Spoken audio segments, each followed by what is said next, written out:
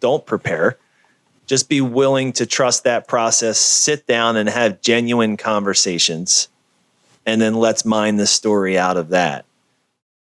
Welcome to the podcast about communication in business. I'm your host, George Torok. Did you know I'm also known as the speech coach for executives because I help business leaders deliver the intended message for greater success. And we do that through one-on-one coaching or group training for your team. I feature communication experts from around the world on this podcast, and my guest today is Pat Taggart. Here's 3 facts that I think you should know about Pat. 1, he has been creating authentic, unscripted content for businesses for over half his lifetime. And he tells me that half means 23 years, which means do the math. And 2, Pat detests corporate video, the evil. And his goal is to create the polar opposite. And 3, Pat has never had a cup of coffee, but he happily orders chocolate milk without shame when he's at the diner. Pat Taggart, welcome to Your Intended Message. George, thank you for that. I love Your Intended Message, so this is an honor to be on the show, and I also do shamelessly love chocolate milk. And I can't fault you for loving chocolate milk. It's been a long time since I've had some myself, but I do enjoy it. And I must say that my favorite ice cream is always chocolate. Always chocolate. Forget all the other ones. The classic. You won't bet. be let down. Pat, I'm curious, what is it that you label as a corporate video? What's the evil in that? What is it that you detest about it and why? And I know there's a few questions in there. Yeah, so the easiest way to spot a corporate video is the choreographed handshake. No corporate video exists without one of those terrible choreographed handshakes, right? Where people make the eye contact for 8 seconds that we never do in real life. But really, it goes back to 2 things when you think about corporate video. Number 1, and the most insidious of all, is the script. And here's how I got to this, George. Out of school, I went to school to be a reporter. It lasted 4 months. I clearly was not right for that industry. And so I started a wedding video business and very quickly realized, hey, there's no weddings happening Monday, Tuesday, Wednesday, Thursday. I better find something to do with my time or I am not going to be able to pay my bills. So the answer was, of course, corporate video. So I would go out to these companies and meet these really wonderful, smart, engaging people. And then we would roll the cameras and everything would fall apart. It turned into what looked like a hostage video. I mean, these people were sweating and, they were stumbling over their words. These people could talk about their organizations all day long without pause. But as soon as they had to look into the lens of a camera and recite a script that wasn't genuine to who they are, they fell apart. And so typically you spot a corporate video because people are parroting a script and they're staring terrified into the lens of a camera. All we did was say, hey, let's engage these folks in really genuine conversations. It's our job to mine the story from that because the story already exists. We don't have to create a story. Every business on the planet has a story. The job is just to have great conversations and then give it to creatives to mine that story and stop making them look into the lens of a camera. If they just look off 6 inches, do it documentary style, they're talking to a person, which is way more natural. Why do you think people get so intimidated by the camera? Yeah, so I talk about this with folks a lot. It's your same face and your same voice that you'll take to a meeting like we're having now, right, virtually. You'll take it into the room with all of your employees. You'll take it into a meeting to recruit or to sell. But that same face, when you get on video, and that same voice, no, I can't share that with the world. You're already sharing it. Here's what I learned. We have no idea what we actually sound like. There's science to the way that we hear our own voices versus the way the rest of the world hears our voices. So as I'm talking to you now, George, I feel like I have this really strong, bassy voice. When I listen to this back, I'm going to say I sound like a 16-year-old boy. That's just the way it is, right? That is my voice. You're not thinking at all about my voice. You're thinking about my message. The rest of the world is thinking about my message. The only person that's really thrown off by the sound of my voice is me. And so my biggest tip to people is if you don't like the way that you look or sound on video, don't consume your own content because it's not for you. If you're creating content to consume yourself, you potentially could be a sociopath. And then we have much bigger problems than that. So get your message out there. If you're not, you're only hurting your organization and the people that depend on you and work alongside you. This stuff about my voice and my face just does not hold up. And I believe that that's a important message for people to hear, that your content is not for you. And interesting enough, I see a parallel with when I coach people on their presentation, their messaging. Your presentation is not for you, it's for the audience. It's not what you feel like, it's what they feel like and what they understood, what they took away. And I see a common theme there.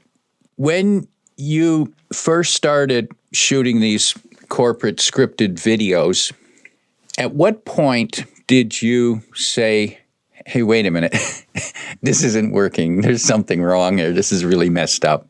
Yeah, when I was embarrassed to show people and they were embarrassed to show people, I think sometimes organizations fall into this trap where someone says, you should have a video. And they're like, yeah, we need to do a video. Let's check that box. A video should be a tool. It should do one of two things, right? It should help you solve a business problem, or it should help you take advantage of an opportunity that you have, right?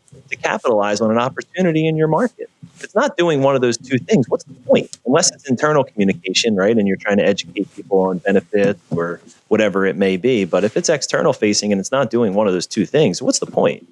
And so it was really out of necessity, George. Like, these videos, they were not good. They were embarrassing to me. They were embarrassing to clients because there was nothing genuine about them. At some point, sometimes I'd show up and they'd be like, let's write a script, and there'd be lawyers in the room, right? I mean, come on. When you have a lawyer sitting across from you and you're writing a script for your organization, the train is off the rails. Okay, just stop. You're better off doing nothing. I had a client come in not long ago and they said, hey, we're about to be unionized. We want to create a video to educate our people about what a union really is and why we don't think it's in their best interest to unionize.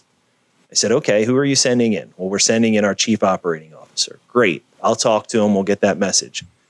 The day before, they said, okay, our lawyers have written the script and we'd like you to put this on teleprompter. And I said, please don't do that. Well, why? We want to make sure that it's word perfect. Well, it doesn't need to be word perfect. What it needs is to be genuine. It needs to be conversational.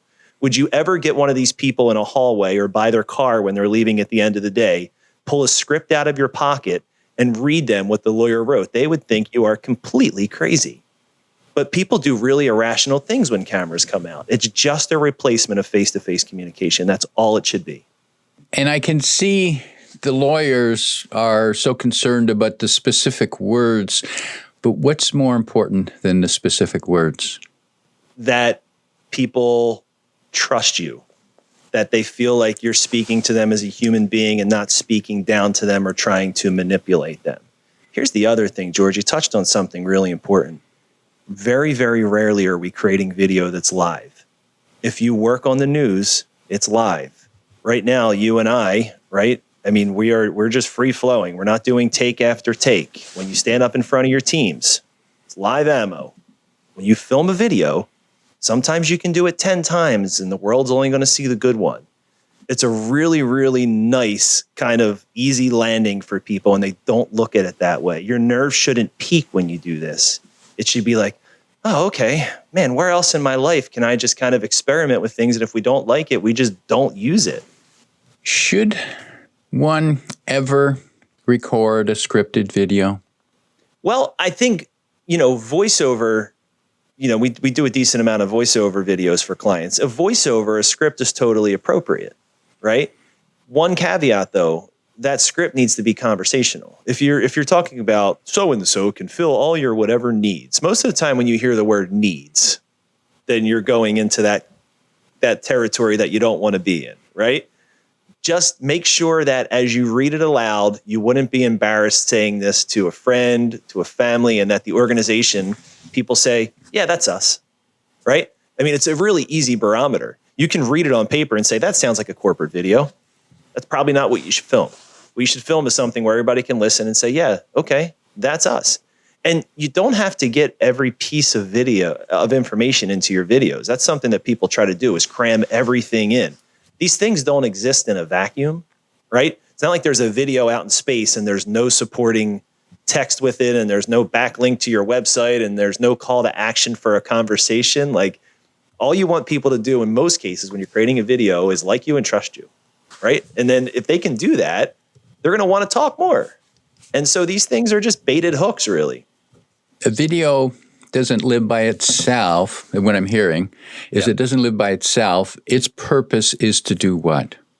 Its purpose is to make you say, I think these people can probably help me. I'm looking for something, or I want that if you weren't looking for something. And then let me learn more. Let me figure out what next steps is. And, if you roll these things out right, there's typically another conversation to be had.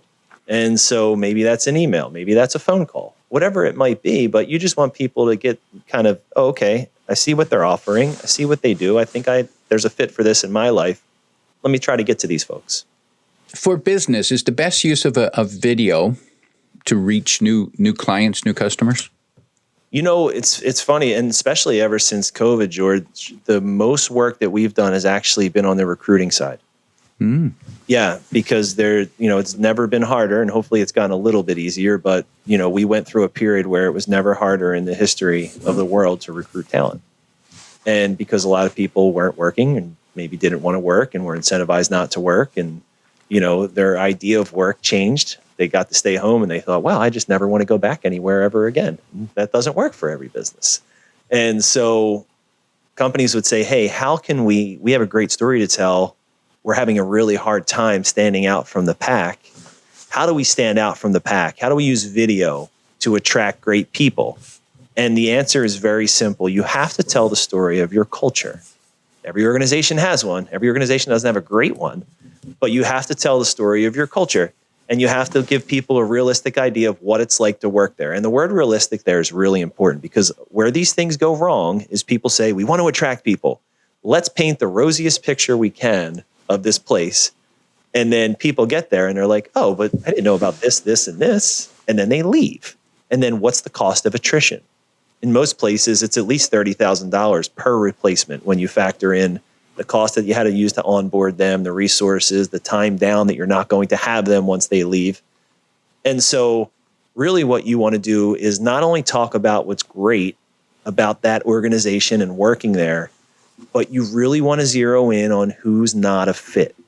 And if you can hit on who isn't a fit, then people will self-select. You don't want to spend 1 second vetting someone who was never going to be a good culture fit for your organization.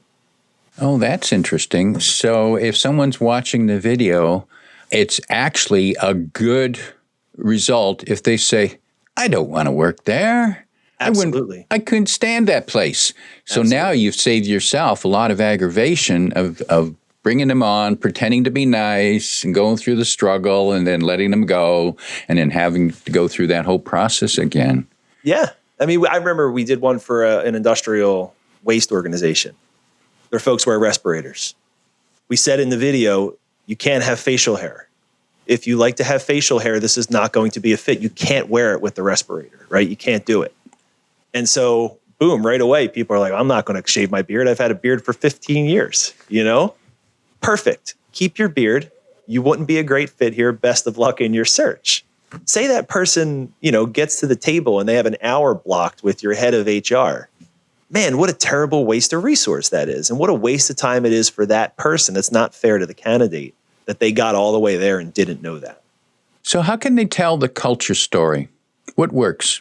Well, the culture story should not be told by the senior leaders because culture exists in your folks that do the work every day. They are the culture, right?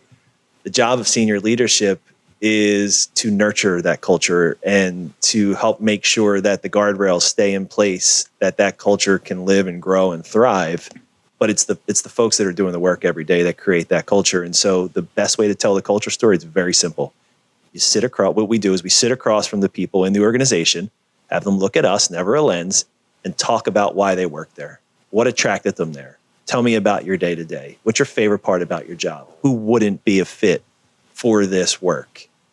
Why does this work give you purpose? Which is the most important question, because people want to know that they're coming to work for something other than a paycheck, and that's purpose.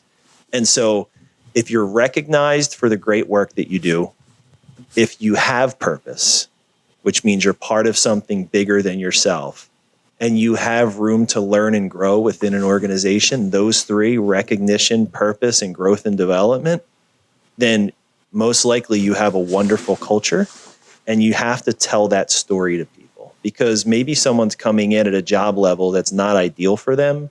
But if you can paint a great picture of where they can be in 1 or 2 or 5 years, then chances are they'd be willing to go along for that ride. But the only way you can do that is by having people that have gone along for that ride tell that story, not a senior leader, not the CEO saying, we have room to learn and grow here. That is totally empty, even if it's true. What have been some of the best culture stories that you've heard? Can you give us an example or two? Yeah, absolutely. I did one not too long ago for a company called Cypress Door and Glass, and they are they fix commercial doors. So think about your supermarket. If that big sliding door goes down, this company goes out and fixes it. They're in just outside of Philadelphia. We're in the Northeast, okay? Not a tropical area. Their shirts are like these Hawaiian shirts with flamingos on them. They stand out like sore thumbs, right? But they have this really like cool, like their owner's a veteran, so like they're veteran owned, so they have this giant flag flying, and they're walking around these flamingo shirts, and they're just like, look, we're different, and they embrace that, and they're trying to attract people that are different. They love to have fun, right? Like every Friday, they unwind with pizza and bourbon, and they talk about the week and talk about their wins. That's cool. They're like, let's feature that. Halfway through one of the interviews, a guy came running through the background in a banana costume, and 2 seconds later, a guy in a gorilla costume is chasing him. And this is something that, like, the person that we're like, oh my gosh, and the person I'm interviewing just rolls their eyes. They're like, this is like every day. We're not putting on a show for you guys. These people are like just goofy, fun-loving people. That's who they are. But that's who they want also. I did another one recently where they really just focused on if you don't like this, don't come here. If you don't like this, don't come here. And it was a quick hitter. It was a company called Mobile Outfitters, and the video was only 70 seconds long, I think. But it was like, hey, dress however you want. You know, if you're looking for some dress formal, you know, don't work here. Work wherever you want. You like it at our office? Cool. You don't like it at our office? Fine. You know, that's fine. Mistakes are encouraged. You know, if you're not willing to make a mistake, please don't work here. And so it was just like boom, boom, boom, boom, boom. But by the end of those 70 seconds, you had a really good idea of whether or not you would fit there. That sounds like a valuable 70 seconds, because I can see people watching that video and going, oh, this is different. I like it. These people, or, oh, yuck, not for me. George, that is absolutely the purpose. If you can get to the end of those 70 and you can say yay or nay, mission accomplished. Think about how much time and energy that saves both parties just by being able to put that out there. Now, I'm thinking, if you put that in a written document, those same statements, don't work here, this, it would have an effect, but not as effective as watching a video. Why do you think the video is stronger? Well, you're getting to see faces, right? And so typically a document's written by one person. So now sadly we don't even know if it's written by a person. So you could put in like, hey, create yays or nays for a culture and whatever in this industry. But you're seeing faces, and because it's unscripted, you know that it's genuine. You can tell that these people aren't reciting something they've worked on, because there's natural pauses and laughter. And people that work, at a Mobile Outfitters as a phone protection company, they don't have formal acting skills. Like you'd have to be a really good actor to be able to work in like these natural pauses and laughter into something that you're trying to regurgitate. So it's seeing faces. On the video side, we also have this secret weapon called music. And so music subliminally tells people how to feel. And there's this really cool, you remember The Shining with Jack Nicholson, right? Terrifying. There's this spoof on it that I saw on YouTube a long time ago, and they just changed the music to something like really happy. And all of a sudden it seems like this like goofy family romantic comedy about this struggling writer who's trying to write a book. And so like music immediately puts you in a headspace of how do I feel? And so in addition to great sound bites from people and telling this cool story about this culture and giving you information, you're also creating a mood for people and telling them how to feel. So it is, not a bad way, but it also, it kind of like manipulates your feelings a little bit. And so it's a very, very, very effective tool. And wow, that is an aha moment for me. Yeah, you're right. And I can certainly think about how music makes me feel, the music I listen to. And there are times of the day that, where I'm feeling my energy is getting low, where I listen to my music that makes me feel better. And there are other times where I don't want to be distracted, so I play a different type of music that allows me to be thoughtful and work. And I can see how listening to music while we're watching helps set the tone. And yeah, you're right. Yeah, that music from The Shining, if I heard that, I'd go, ooh, what's going to happen? Yeah. And it just had a totally different vibe. It was like this happy, light, jolly, kind of quirky, fun film. Yeah, and I'm thinking, and of course, I'll never forget the music from the movie Jaws. Oh boy, yeah. I'm not going to listen to that before going into the water, or going into a shower. It's like I know that ruined the ocean for a lot of people. Just those couple chords, right? It ruined the ocean for a lot of people for many, many years. How long should a video be? How do you decide? That's such a great question. It should be as long as the content is great and not a second longer. It's so funny. I get calls or emails all the time from people. We want to create a 7-minute video about this. And what I want to say without offending them is, how do you know? Do you know what I mean? Like, why? What is, so you're telling me that 7's going to accomplish your goal, but not 6 or 8, right? No way you can do it in 4. I'm working on a project right now that we filmed 12 people in an organization called Cressa. They're in commercial real estate, and just had unscripted conversations with those folks. It was about 2 hours and 20 minutes of content, cut down to 40 minutes of really usable sound bites. And then ultimately we're going to make what's probably about a 2 to 3 minute brand video, right? Like a who is Cressa. Now, from that content, they're also going to wind up with like 25 pieces of content they can put on like LinkedIn and whatnot. But you see the ratios, right? Like it's a lot pared down to a little. But that video will be just as long as it needs to be. If I can do it in 2 minutes, I'll do it in 2. I don't want it to be 2:05 if it doesn't need to be, because people's attention spans, man, and you know this, George, like I'm sure you speak with the work that you do in educating folks on how to give successful presentations. You know how quickly they can lose a room. And so, man, you have to keep people locked in. That's why it's so important that no seconds are wasted. If there's a lull, you have to get rid of it, right? Because it's hard to get people back once you lose them, as you know. Very true. And many time when I'm working with my clients, or I'm sitting in watching another presentation, I notice how speakers tend to especially waste the beginning of their talk. Yeah. And I learned from an author, an editor of a friend of mine who's either written or edited over 250 books. And he gave me this insight. He said, when authors start writing a book, the first chapter is for them. So when it comes to me, I trash the first chapter because the reader doesn't need it. That's fantastic. I love that. You know what's so funny about that is I find that a lot. I do a lot of audio. I listen to a lot of audiobooks, and I typically hate the beginning. Like the beginning's very self-serving. And that's, I think, why TED Talks are so wonderful, because you don't have a lot of time to waste and people are jumping right in, right? Like the first minute is typically very good. But normally it's like, here's who I am, here's my family. That's wonderful, right? You're not helping anybody in the room. Yeah, cliche phrase that's a clear warning of wasted time is, and now a little bit about me. Guess what? Great. Nobody cares. That's fantastic. I love that, man. I have a great friend who presents all the time, and he does that. You have just given me the courage to reach out to him after this conversation and blame this totally on you and tell him what you said, okay? Because I've been thinking it, but it's easier coming, I can blame it on you and he'll never meet you probably. Please do. Please spread the message. And I believe that phrase started with the phenomenon of the social media experts and all these people who were the gurus who were plugging their online programs, because they'd always start their webinar with that little bit about me. And then 10 minutes later, they're still talking about themselves. And I'm thinking, that's not what I call a little bit.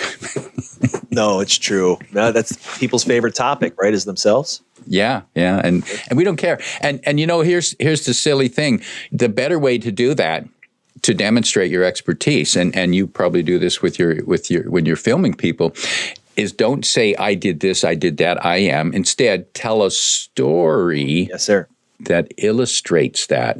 And then people draw their own conclusion. Oh, I can see how you helped that person. I can see how you fixed that issue. Yes.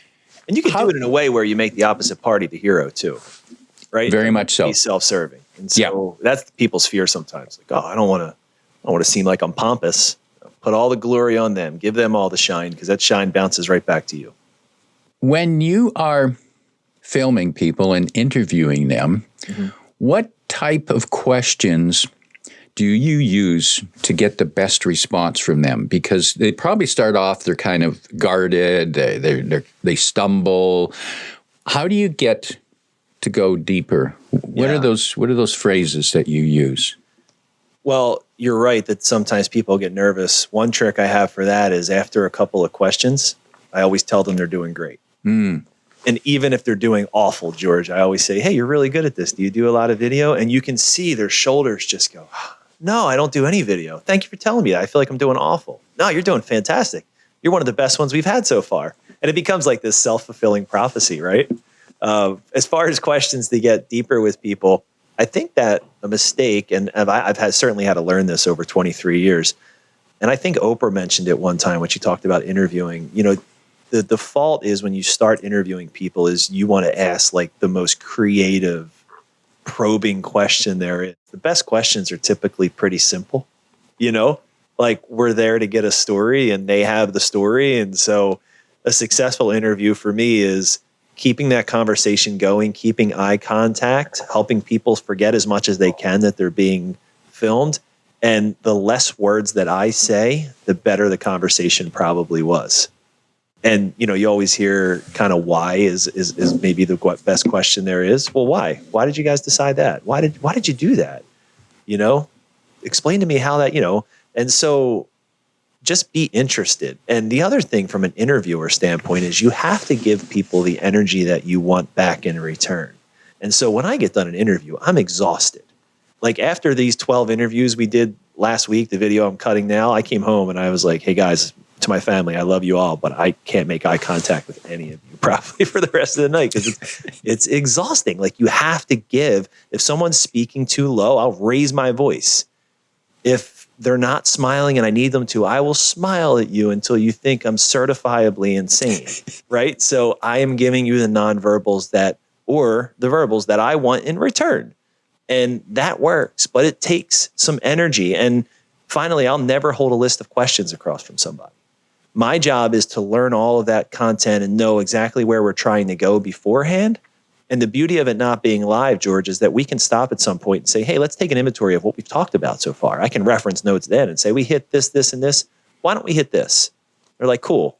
Put my list back off to the side, back to eye contact, back to a smile and say, hey, tell me about this. Why are you so great at this? Again, putting shine on other people and making them feel like superheroes. It's going to be a self-fulfilling prophecy. So it sounds like it's more than just pointing a camera and asking questions. You're more like a director to draw the energy and warmth out of them. Yeah, I mean, director, shrink, however you want to put it, right? Like people have, in many cases, never, ever done this before. And people by nature want to know what they're walking into. And when you have an unscripted style where people are coming in and don't know the questions, it can be a little unnerving. And what we have to tell them is, hey, trust me, we're going to film for 10, 15 minutes. Maybe only a minute of this is going to see the light of day. where else in the world can you be good 10% of the time and that's considered a massive success? And they're like, oh, okay, I think I can be good 10% of the time, right? But it's a different approach. The easier way to do it is to script every word, to know exactly what you're going to get, to wind up with really stiff, cringy, as my kids say, content that you don't want to share, but you know exactly what you're going to get. That's just not what we do. I don't believe that that is the best way to present an organization, because again, the story already exists. Why are you trying to pin it down? You miss out on so much spontaneity when you do that. The best comments we get all the time from people are stuff that we would have never thought we were going to get. Things that we learn every day. And then most importantly, we always end an interview with, hey, you did awesome. What did we forget? Like, because you know this organization so much better than I do. What did we miss? Then telling them they did great, telling them it's basically done and anything they say from there on out is just a bonus. Man, I can't tell you how many times the best clips have come from that, from them saying, oh, there's this one thing. It just happened last week. I said to a woman, hey, you did really, really wonderful, Rosella. What did we miss? Is there anything? And she said, yes, we pay for ourselves. There hasn't been a single case that we've worked on over time where we didn't have an ROI greater than what the client spent on our services. It might seem like an ad to bring us on as brokers or project managers, but we always pay for ourselves and then some. I would have never gotten that. Never in a million years. But I promise you it's going to make that 2 or 3 minute video. And you mentioned earlier about filming over 2 hours and coming down to a couple minutes and maybe a series of clips. And it's important for people to understand that for that 2-minute video that gets produced, it could have been 2 hours of filming, and that's normal. That's okay. Because not everything you say is profound or worth putting on video. Yeah, absolutely. I mean, think about, they do the same thing with films. There's a reason why, the entire scene will be cut, right? And in those cases, for a Hollywood film to cut scenes, that probably cost them hundreds of thousands of dollars to film those and full days on set, right? That they just don't make it. You don't know until you really sit down. And it's not always the best sound bites that make it, George. You're really trying to have pieces that work well with each other. You're trying to put together a puzzle, right? And so what you want is people finishing each other's sentences. A really well-told video seems like these folks are just finishing each other's sentences and kind of know what each other are going to say. And that's why you have them all talk about similar topics. And when I go to edit, I'm putting everything in buckets. So for the video we're creating now, we have a whole bucket about their customers, for example. And then we're going to take that and we're going to say, okay, not which are the best clips here. Which are the best clips that play most nicely, that are going to tell us who are their customers? Are they industry specific or industry agnostic? What size are they? And how do all these customers fit together? How do they provide great service to these customers? And so it's just really putting together pieces of a puzzle. But that's not anything that the client should have to even think about. All they should think about is sitting in a chair and talking about the things that they do every day and do really well and do differently than their competition. That's it. Do bloopers work? Hell yeah, bloopers work. Yeah, absolutely. Clients ask for them all the time. It's fun. Sometimes we'll start a video with a blooper, right? Sometimes we'll start a video with something funny and then get into the content, because it just lets people be like, oh, cool. Hey, I'm not watching a corporate video. Whew. Okay, this is great. Now I can focus in. I think I'm getting real genuine content today. For people who like to learn more about Pat Taggart and his company, Sky Blue Creative, you can find him at, guess what? skybluecreative.com, and you can find that link in the description below. Pat, as we prepare to wrap up, if you're sitting down with a business leader that wants to get better results from their video. Perhaps they simply want to present themselves to the marketplace, attract more clients. And if you could give them 1, 2, or 3 pieces of advice about how to prepare themselves and their team for this video, what would that advice be? The biggest piece of advice is don't prepare. Just trust the process. If you're working with someone like us at Sky Blue Creative, don't prepare. Just be willing to trust that process, sit down and have genuine conversations, and then let's mine the story out of that. Now, there's no harm in saying, hey, I'd really like to mention this when I go into the room. Give yourself a note on that, right? But man, George, it is proven time and time again that the more you prepare for these things and the more you have specific lines in your head and try to spit those out, the stiffer and less genuine your content will be. Good advice. My guest today is Pat Taggart, reminding you that you don't need to create the story because the story already exists. If you like what you heard, tell your friends and post your 5-star review on Apple Podcasts because that helps more listeners find us. Come back every week for more practical insights to help you deliver your intended message. I'm your host, George Torok.